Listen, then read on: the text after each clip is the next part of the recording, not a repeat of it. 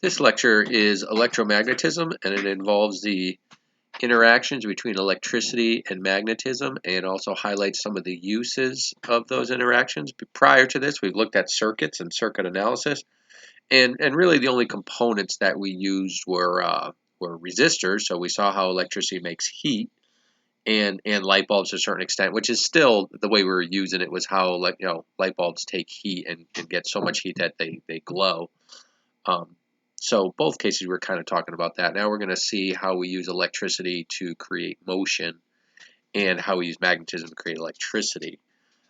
We know that electricity can basically get turned into, any other thing we wanted to. That's kind of the beauty of electricity, is we could see an area that has a lot of energy. We could convert some or most of that energy to electrical energy, and we could send it to people's houses, where it's very easy to take that electrical energy and convert it into what we want: sound, light, motion, heat, right? That's really one of the best things about electricity, is it's easy to send it from one place to another, and it's easy to convert it, to convert some form of energy into it, and then to convert it back into another useful form of energy.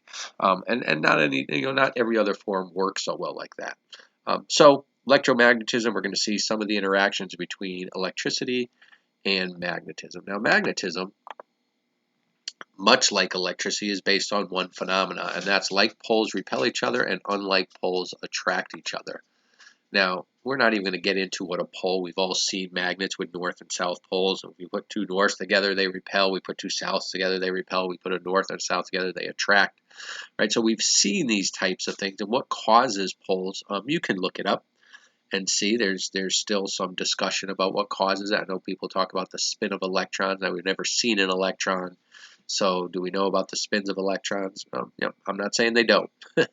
Just saying that, many of these non-contact forces are still up for debate as far as the whole mechanism that makes them work.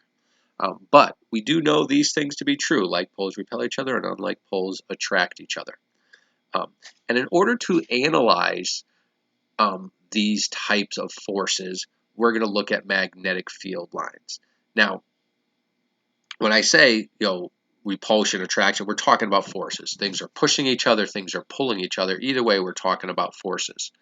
So there's got to be some way to represent, what type of force will be produced in what case.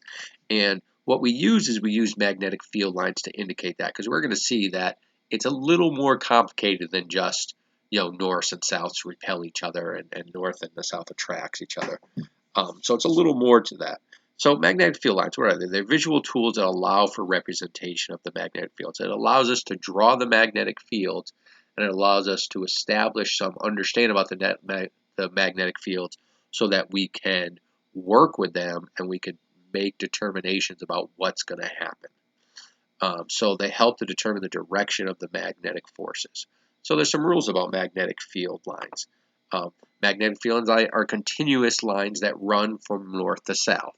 So really, if I look at this picture here and we look at some magnets, well, let me say the second part, they never cross each other. So there are continuous lines.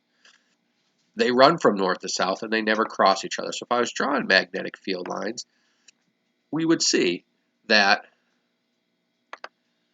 they start on the North Pole. There we go. They start on the North Pole and they go to the South Pole.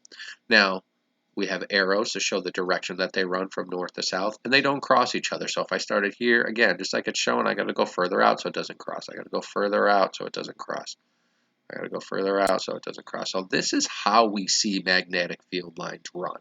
So this is an example of just a bar magnet. If we had a horseshoe magnet, same thing. We see the lines going from north to south, and we see them go in such a way that they don't cross each other. And that makes sense they don't cross each other, because again, we're really talking about lines of force, or they help establish directions for force. So they can't be a choice. It's got to run in some specific direction. Now, are magnetic field lines real? I would argue that they are. It's a little bit up for debate, but we could see them, and we could see them in situations like I'm showing here and here. So we have these situations where we take a magnet, we put it on a flat surface, and then we take iron filings, small pieces of iron. This would work in other ways too, But if we put iron filings, small pieces of iron, we would see that they would naturally line themselves up with what we think are the field lines. Now, in the real world, if we do this, we won't see arrows, but we'll still see the lines. We'll see lines that run from north to south, or north to south on this one too. We see that they're continuous. We see they don't cross each other. They do everything else. Everything we don't see is the arrows. But the arrows are actually fairly important in running these types of things, just so you know. So we can look at them. We can see them. It's important to kind of visualize how the field lines run. Now, magnets are important, right? Magnets have a lot of things that go, we could use magnets to pick up metallic things. We see this force of repulsion. One magnet can make another magnet move, right? So there's a decent amount that goes on with magnets. But one of the important things is that moving charges create magnetic field lines, or current flow creates magnetic field lines. So one of the things that we know is that if we have current flowing through a wire, there will be magnetic field lines. So here's an example with a battery.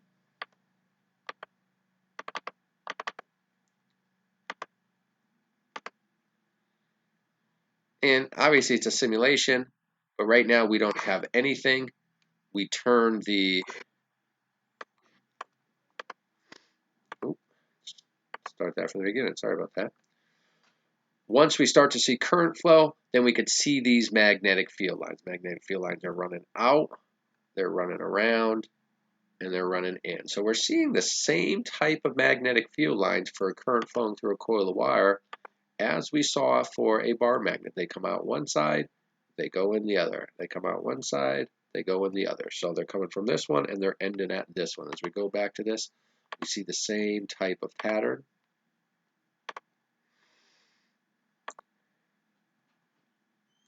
Now, the other thing I say iron filings allow us to see magnetic field lines. Well, a compass or anything that's a magnetic material will try and line itself up with magnetic field lines. So if you're walking around outside, you take out your compass, is it pointing north? Well, I mean, hopefully it is, but really what it's doing is it's aligning itself with the magnetic field lines in the area. As I switch this magnet, we could see that the field lines go in the opposite direction. So the direction of the current flow will determine the direction of the magnetic field lines. We can have them go in one direction, and then we can have them go in the other direction. So let me back this up real quick. Let's put it like there. Current's flowing this way. Magnetic field lines are coming out and around, right? If we figure that the red is the North Pole, then they are running like I'm showing.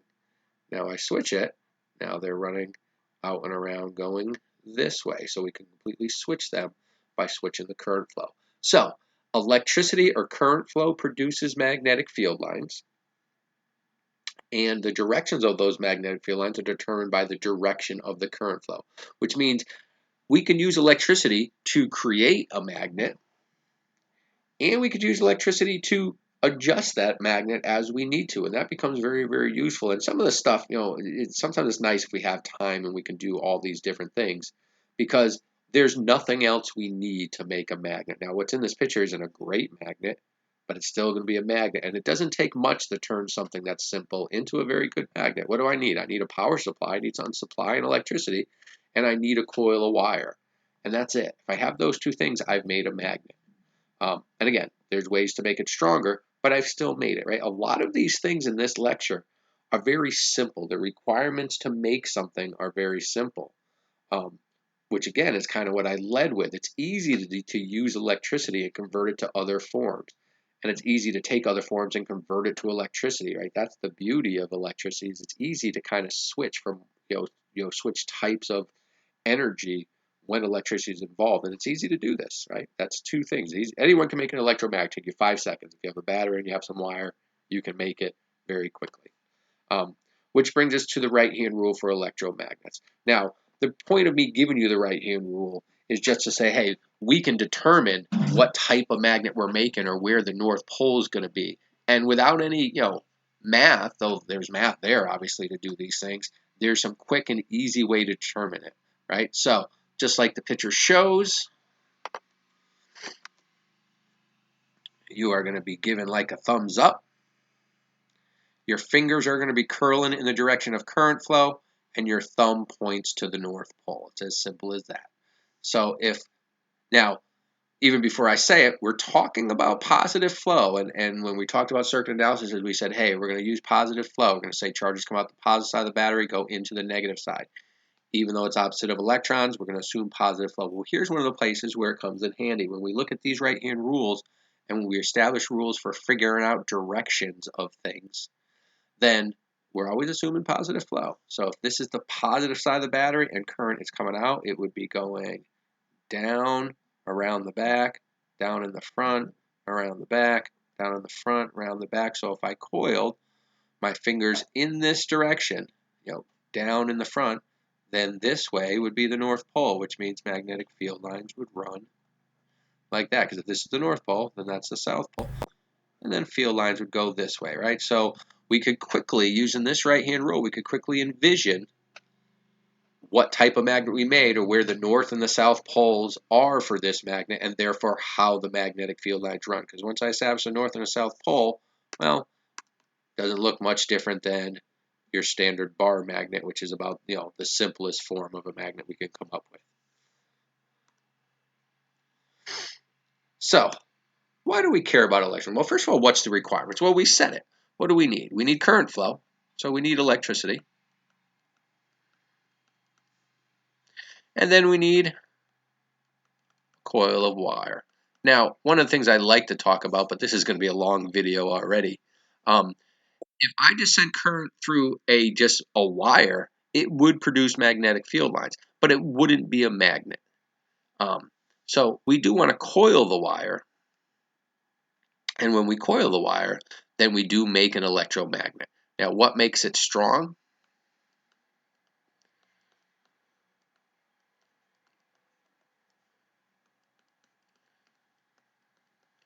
Well, as long as we kind of go back and look at this, well, we need a coil of wire, and we need a power supply. So what's going to make it strong? More current. The more current we have, the stronger a magnet we've made. The other thing is, because we need a coil of wire, more coils. Or we could say coil density, which really means coils per length, right? If I have 10,000 coils, but I stretch this wire way out so the coils are all spread apart, well, that's not going to be great. If I have 10,000 coils and they're all squished together over a very small distance, it's going to be much better.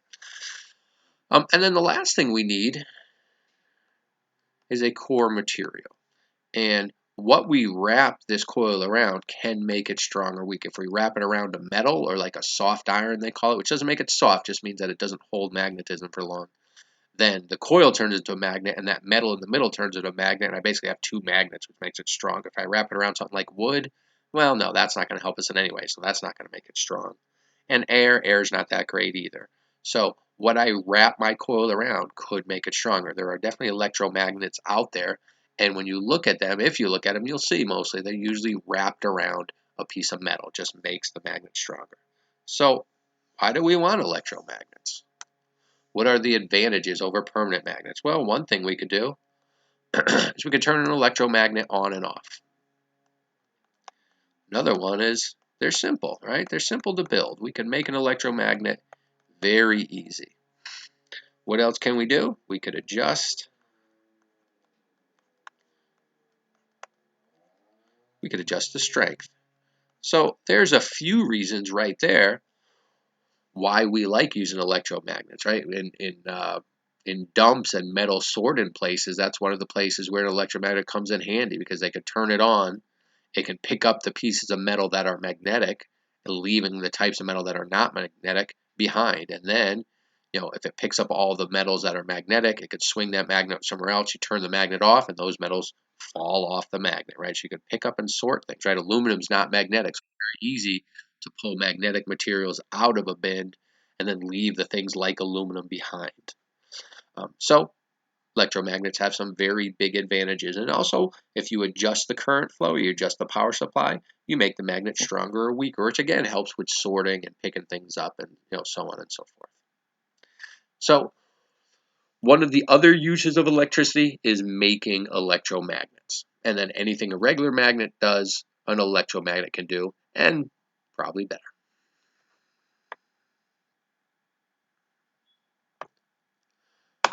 With that said, one of our biggest uses, actually, let me back up before we talk about motors.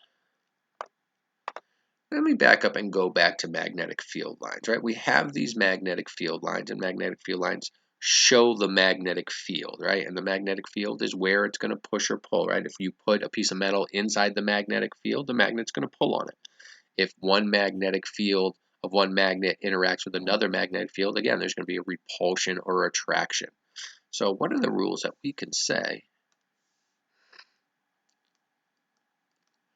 when two sets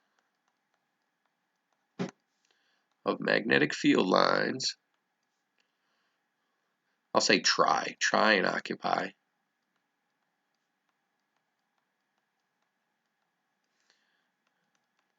the same space, a force is produced. The same space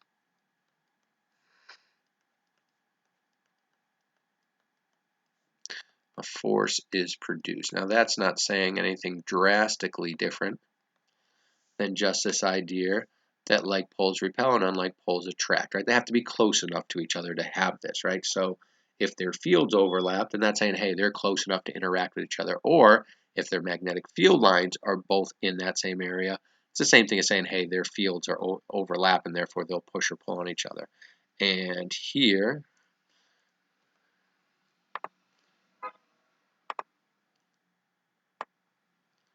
kind of some examples of what I'm talking about. Let's turn this off. There we go. If I look at this situation here, this is when there's two. Now, this isn't what the magnetic field lines look like when there's just one magnet. They look like this, right? But because there's a north and a south pole phase, and some of the ones that used to go around this way are now getting pulled this way, right? And they're going in this direction. We start to see an attraction here. Here we have a north and a north where they repel each other. These are trying to go around this way. These are trying to go around this way. And again, field lines never cross each other, so they're kind of just get squished. Where they used to go way out, well, now they can't go way out because the ones on the other side are pushing back. So now this whole area essentially gets flattened out, right? But this whole area, there's a force of repulsion right there. So when we start to create magnetic field lines from one magnet and we put them near magnetic field lines of another magnet, some type of force is there. And with electromagnets, we can make, or just with electricity, we could make sets of magnetic field lines. Therefore, we could create forces. So, motor action. So, this is one pretty good example. If I have this magnet and here's my north pole right here, and then on this side, here's my south pole of a magnet. This could be a horseshoe magnet that goes underneath all this, right? Or this could be just two different magnets, and this has a south pole over here, and this has a north pole over here. It doesn't really matter. There's a north pole, there's a south pole, so I know there'll be magnetic field lines running from the north to the south. They'll be running this way, straight across. So these magnets produce magnetic field lines. Now, I'm going to clean this up a little bit so we can see what else I'm talking about. The other thing I have is I have electricity, and I'll do the electricity in purple. This side's connected to the positive side of the battery, so electricity comes out, and it goes in this coil of wire that's in here. So this wire that I've drawn or redrawn in pink has current flow. So because a wire produces magnetic field lines, or current flow produces magnetic field lines, this pink wire will produce its own set of magnetic field lines. And then the magnets themselves will produce a different set of magnetic field lines. So anytime we create a space where there's two sets of magnetic field lines, there'll be a force. So a motor does that. It has usually, not usually, but lots of times it'll have permanent magnets in there somewhere. And then there'll be wire flowing through there. And that wire will produce its own set of magnetic field lines, therefore there'll be a force. Now Newton's law says you apply a force on one object, applies an equal force back, so there'll be a force on the magnets, there'll be a force on the wire. But it's the wire that's made to move, so it's the wire that will move. So we try and do this, and there's lots of motor designs out there, not just these two, but really anytime we create two sets of magnetic field lines, we create a force. And if we do it in the right way, then we can certainly make something spin or make something move. And that's the basics of motor action. So how does this work in many other cases? Well, first of all, let's go with the motor action requirements. What do we need? We need a current carrying wire. We need a wire that will carry electricity. So we need a path from the positive to the negative. We need another set of magnetic field lines, which means we usually need a magnet, but we don't need a magnet. We could have another wire if we wanted to. We could have electromagnets on both sides. There's lots of ways, right? So we need a wire carrying current because that's going to produce a set of magnetic field lines. We need another set of magnetic field lines. That could be a permanent magnet. That could be an electromagnet. It could be anything else, but we need a second set, right? Second set. And then really for a motor, right, these two things are going to produce the force because we have two sets of magnetic field lines. But then the other thing we really should have, if we're talking about a motor, we need the ability to move it. A motor's not very good if it's not allowed to spin, right? So we need the ability to move. And what's normally moving? It's normally the wires that are moving. So with these three things, we create a motor. And again, this kind of supplies it. I have one set of magnetic field lines that I have in green. This wire has current flowing through it, which means it's going to produce a second set of magnetic field lines. Because I have two sets occupying the same space, I will create a force. And if this wire is free to spin, then it will rotate. So the requirements are fairly simple. We'll go with the right-hand rule in a second, but let's look at something. So here we go. Let's look at a drill. A drill is a great example, and I normally have one in class that I've broken open so we could see. But here's our motor, right? And it gave some names. Some of these names I use, some of these names I don't use. But here is our motor right there. And what do I have? Well, first of all, they call it field windings. But right here that I'm going to color in green, these are our magnets. And these magnets are permanently attached, right? They're glued to the case of the drill. So these things I have in green, they're not going to move. They're magnets. They produce a set of magnetic field lines. Then I have electricity. Here's my power supply. Let's say that this is the positive side. Let's say that this other wire, which I think kind of gets lost somewhere, is the negative side. So electricity comes out somewhere and it goes into here. And then it goes through this commutator, which we'll talk about. And then it goes through these coils of wire. Then it comes out this side. And then behind all this stuff, it comes back to the other side of the power supply. So even though it's more complicated looking, it's the same as this. I have permanent magnets producing a magnetic field line. I have wire carrying current, which produces a second set of magnetic field lines. I get a force. And there's the same thing I have here, the same thing. Now, there has to be a little more work to make this actually be useful to us, but they have figured out a way to have the two sets.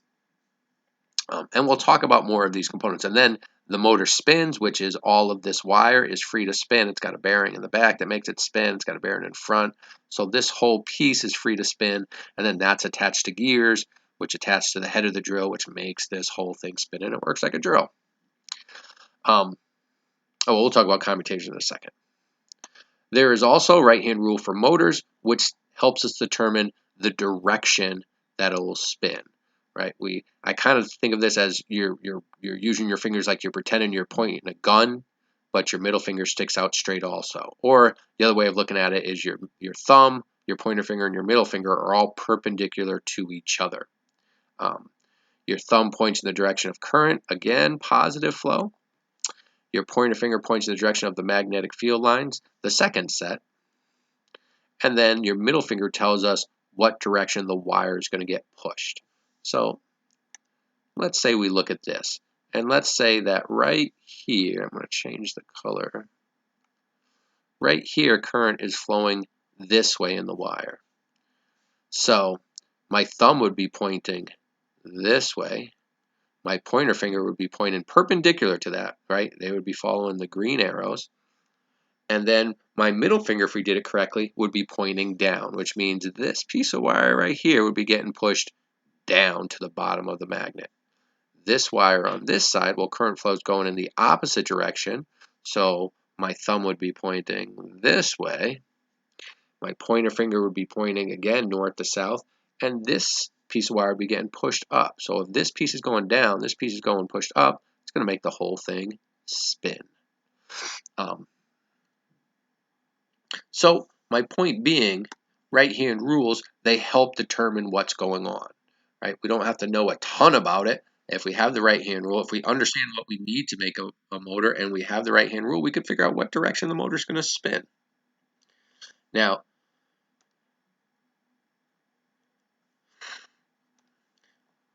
let's look at some very simple motors. These motors are not super useful in the sense that we're going to use them to make things spin and use them in a drill, which is useful, or a blender. I'm not going to give you a whole bunch of it, but you could figure it out.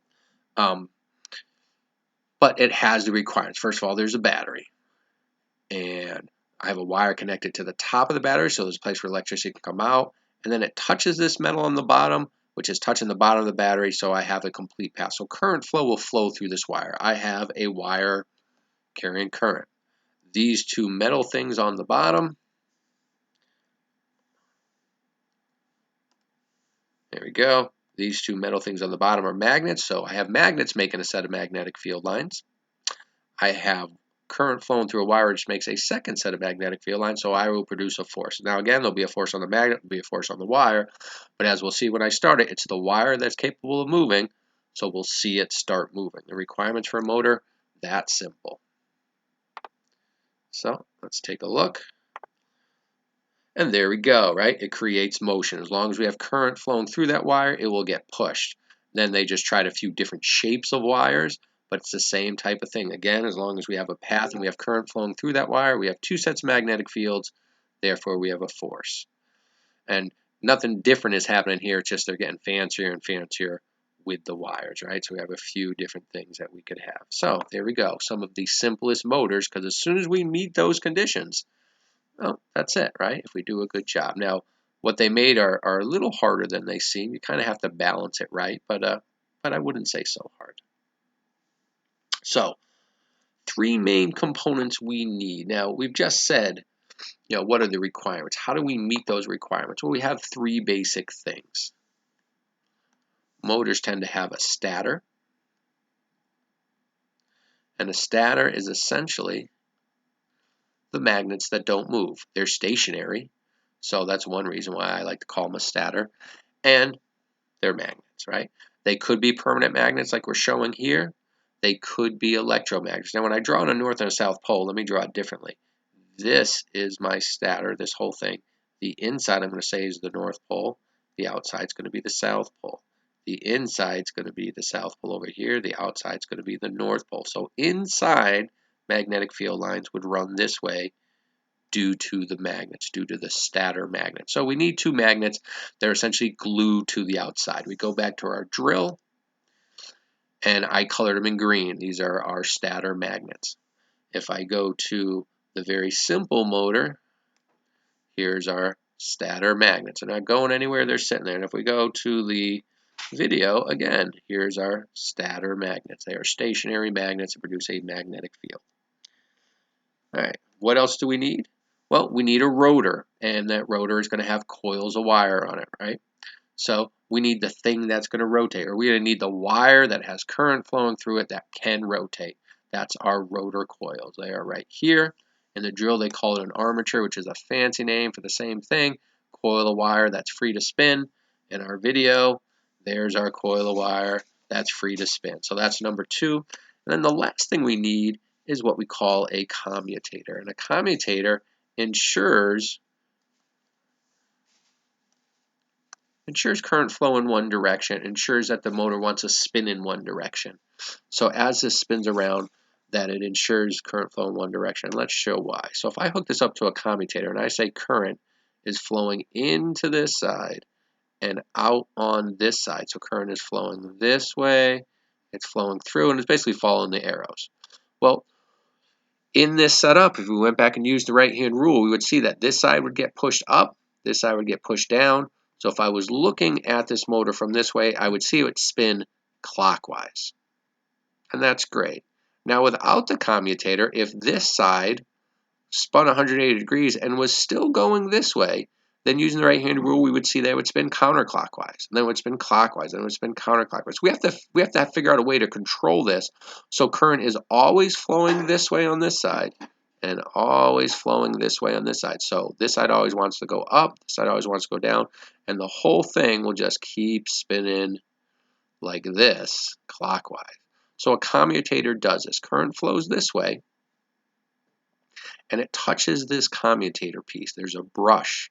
Let me clean this up a little bit. There's a brush here that I'll show you next time, and it basically rubs against this. So the blue wire spins, these two pieces here spin, and when they spin, this wire and the brush stays the same. This wire, these two pieces that I have in black here all stay the same. Whereas this that I'm now drawing in green, that's going to spin with the rotor. So when it spins, there's a gap here. This brush disconnects from this piece, and this piece moves into place, right? So this one spins around like this, and once it reaches here, this brush disconnects from this piece and touches this piece. So current is always flowing this way, and it's always flowing this way on this side. So a commutator makes sure that current flows in one direction. That's important. That makes sure the motor always spins in one direction. And basically, like I know I keep saying it, but we have this spinning piece, and we have these brushes that rub along the spinning piece. And if you understand what I'm saying, then one thing that we know, and I'm going to clean this one up just a little bit, right here is my commutator.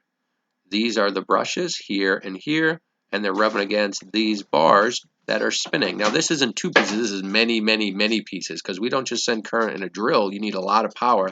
So there's not just one coil, there's tons and tons and tons of coils, right? And every coil is getting electricity at different times. So it's the same process. Now what I was going to say is, much like the brakes on your car, we have a fixed piece, which are these brushes. We have a moving piece, which are these bars here, and they are constantly rubbing against each other. That ensures that current goes in here, through these coils, and then out there all the time. And much like the brakes of your car, you have your brake pad, which doesn't move, rubbing against your tire, that does move. Brake pads wear out. It's one of the things you always have to replace. Well, for drills like this, people don't realize it, but these brushes right here always break down. They have to break down, right? Because they are rubbing against the moving part. They're basically getting sanded down over time. So most people, when they buy a drill and the drill stops working, what do? Well, they throw it out. What do you really need to do? Well, I would say 90% of the time, what you need to do is get new brushes and just put them here and here. And those brushes are like less than $1 a piece. You just have to figure out how to open up the drill and replace them. But people make a lot of money fixing things like that, right? Lots of power equipment work the same way, and they break that same way because of a commutator. So there are some very basic discussions about an electromagnet and a motor, but two things that we make with electricity. We can make an electromagnet that picks up things through magnetism or pushes things through magnetism, and if we make essentially, we're just extending this idea of making electromagnets so that we create an area where there's two sets of magnetic field lines in the same space, so we create a force. And if we control those forces well, we can make things spin, which is a motor. And again, we've become very good at it. Now, I pointed out one type of motor. There's other types out there, but the general idea is still the same. If you looked up like an induction motor or squirrel cage motor, you're still creating two sets of magnetic field lines occupying the same space. You're doing it differently, but the general idea is still there. All right, so moving on, what else can we do? Well, the other thing we can do is how do we make electricity?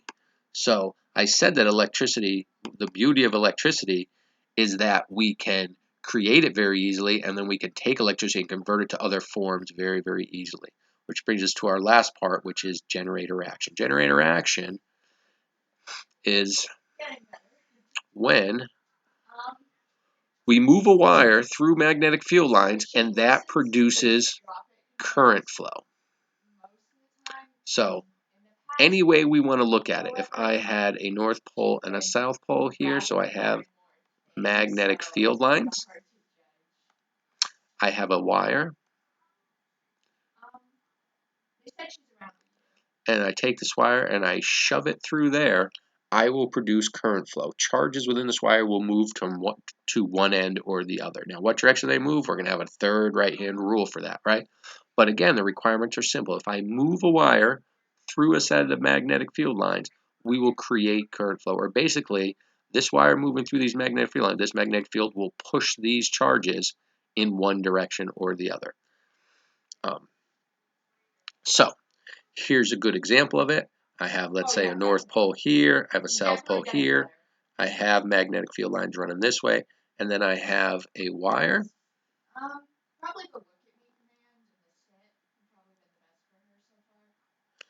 And if I make this wire, so I didn't hook it up, right? This is not a power supply, right? And I simply find a way to spin this wire. I grab it and I lift it on this side and I push on this side. So maybe over here I attach this to a handle and I spin this handle so these wires are spinning. I have everything I need to make electricity. It's really as simple as that. Generator action or making electricity is simple. I need magnets, I need wire, and I need to make one of them move. Now I keep talking about moving the wire, but you know what? If I left the wire stationary and I moved the magnets around, I would still make electricity. So the requirements are fairly straightforward. Again, a motor I don't need much, a generator I don't need much. So what do I need? I need magnetic field lines, usually from a magnet, permanent magnet or electromagnet, doesn't matter. Lots of generators produce electricity and they take a small part of their electricity and feed it back, and that's what they use to make the magnet that they need to make electricity. So we need magnetic field lines. We need wire that can carry current. And then we need relative motion. Relative motion. And as long as I have these three things, then I can create electricity. Now, if you think about power plants and things that make electricity for us, right, they all have those things. A dam uses what? Well, it uses the wire, it uses the water that causes the wire to spin. So inside the dam, there's wire. The water causes the wire to move, relative motion, and there's magnets right around those wires. So as the water pushes through the dam, it makes the wire spin. The wire and the magnets are there, we get electricity. A windmill is not much different. Inside that casing at the top of a windmill are magnets and wires, and when the wind pushes it, it makes the wires spin, right? And there's so many other ways to meet these requirements. If you have a place where you could put wires and magnets in the same place, and then some way to make one of them move relative to the other, you're going to get electricity, right? So there's lots of ways to do that, which gives us a right-hand rule. Thumb points in the direction of the motion of the wire. That doesn't mean it has to be the wire that moves. It's just the way the right-hand rule works. So what direction is the wire moving? What's the direction of the magnetic field lines? Your middle finger tells you the direction of current flow. So we have these three things. All right, so looking at this, we have some simple ways to do this. So this is a very generic hydroelectric production of water. I have a magnet, I have wire, so I have a wire capable of carrying current, I have a magnet, and I'm going to create relative motion. And while the right-hand rule, which is why I'm not spending a ton of time, it always talks about the wire moving, though you can make this work for a magnet too, don't get me wrong. Usually what moves in a power plant or something is the magnet, because it's easier to move a magnet than a whole bunch of wire. So this is kind of a generic one, but it certainly works. Right now there is no electricity because nothing's moving. So I need that relative motion. I get water flow. All of a sudden I make the magnet move. It generates electricity. If I make it move faster, I get more electricity. So the speed that I make it move certainly matters, but this is one situation where I meet those conditions. Really as simple as that.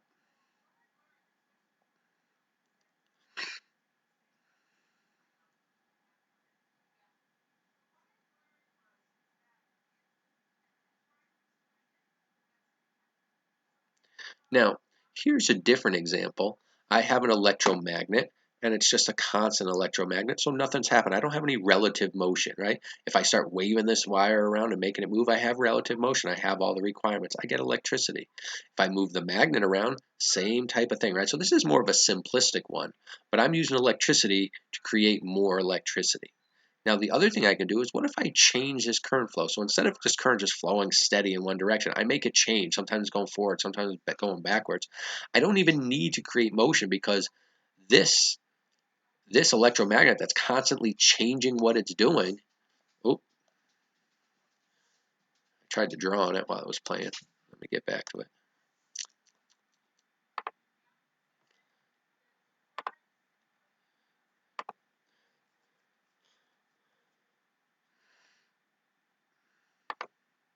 There we go. This current flow that's constantly changing is really just like I was waving this around. So I could even go into simulations where I can make it look like I have motion and I don't really have motion. So I have one thing producing electricity and another thing. That's like a transformer, right? Transformer has one coil of wire that's changing what it's doing all the time, which then causes electricity to get produced in a second coil of wire that's right next to it. And it's got its own uses, but it's a way to simulate these requirements, even though nothing's actually moving. It makes something seem like it's moving.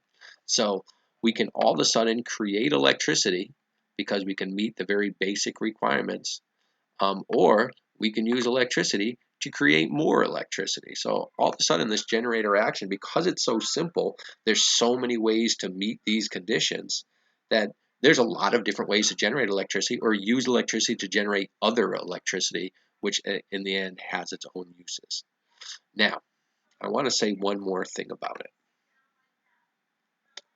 I have a motor, and I have the requirements for a motor. I need a wire carrying current. I need another set of magnetic field lines. I need the ability to move. I have these things. I create a motor. For a generator, I need magnetic field lines, I need a wire, and I need one thing moving relative to the other. So if I have a generator and it's making electricity, well, then I have current. I have another set of magnetic field lines, and I have the ability to move.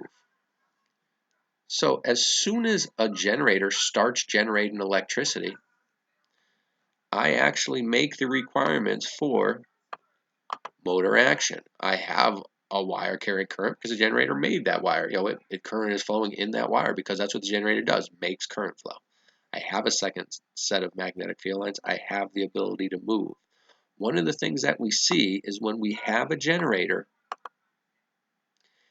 and this is a cool thing to see, right? You can look at this a little more on your own, or like in my class, I have a handheld generator, and if I just spin it and it's not powering anything, it's easy to spin. As soon as I hook up that generator to something, it gets really hard to spin. So what happens is, once I have a generator and that generator starts conducting electricity, starts making current flow like I have in this pink path, then I now make the requirements for motor action.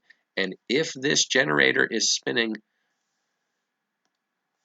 this way, let's say the generator is spinning this way like the picture shows, then I will create motor action, which will produce a force that will try and make it go in the opposite direction, which means what? If I want to keep this generator spinning, if I want to turn this handle and keep it spinning to make electricity, I have to push harder and harder and harder. Because as soon as I start generating electricity, there is motor action or a force produced in the opposite direction I'm spinning it. Now, that sounds kind of silly, but that's exactly conservation of energy. If I want to get electricity out, if I want to get energy out of this generator, I have to put energy into it. So if I want to get electricity out of this generator, I got to do work, right? I have to apply a force. I have to apply a force over here, and I've got to make this thing move. So you don't get electricity for nothing. You get electricity by putting work in. And the more current I want to get out of this generator, not really the more distance I have to spin this, but the more force I have to apply to keep this thing spinning, right? And that's one of the biggest things for a power plant. Um, Going back to a dam that's using water. Well, it's using water to create the motion. I need water to create this motion. But the more and more electricity I'm trying to get out of that power plant, the harder and harder it is to keep those wires spinning, right? If at 6 in the morning everyone gets out, starts their showers, makes coffee, do all these things, all of a sudden you have this surge of need for electricity. Well, what does that mean at the power plant? Well, they're going to need more water pushing because they have to push harder to keep these generators spinning. And then when everyone shuts everything down and leaves for the day, well, all of a sudden there's less of a demand for electricity. Now this water doesn't have to apply as great of a force. So power plants have this job of keeping this motion, but also they have to vary. Sometimes they need to push hard when the demand's high. Sometimes they need to push just a little bit when the demand's low. And that's the other part of this, is keeping up with the demands and changing how hard you're pushing on things. All right, so that is electromagnetism in a nutshell. I mean, this lecture, runs over the whole topic, and there's a lot of things that you can go into much more detail on. I understand that, and you certainly can, right? But one of the points I wanted to make is it's simple, right? The requirements are simple for these things. The requirements for making a motor are simple. It doesn't take much to make a motor. It doesn't take much to make a generator. It doesn't take much to make an electromagnet, right? The requirements on paper are simple. That doesn't mean if you just get the three things, your motor is going to be awesome. No, you're going to have to design it so it spins well and does things. But still, the requirements are there. Okay,